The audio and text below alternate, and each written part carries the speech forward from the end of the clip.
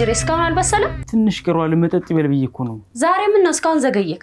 ኧረ አልዘገየም። እንደባለፈው እኮ ችግር እንዳይፈጠር ብዬ ነው። ከጀመርም በኋላ አጉል እንዳልነው ዝም ብዬ ጠንከር ላድርገው ብዬ ነው። ደግሞ ዛሬ አጥሚት እየጠጣው ስለሆነ ችግር አይፈጠርም። ግቢና ጠብቂ። እሺ እየጠበቅኩ ነው። ቶሎ በል። መጣሁ የኔ መቤት።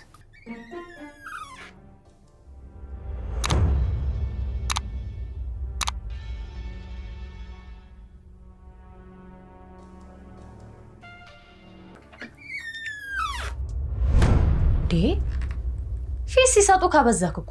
ኧረ አላበዛሁትም። ላንቺ ብዬ እኮ ነው። አንዴ ከጀመርን ቶሎ ስለማንወጣ ዝም ብዬ አዘገጃቸው ልምጣ ብዬ ነው። እሱን እናያለን። ና አሁን ግባ፣ ይበቃል። እሺ መጣሁ።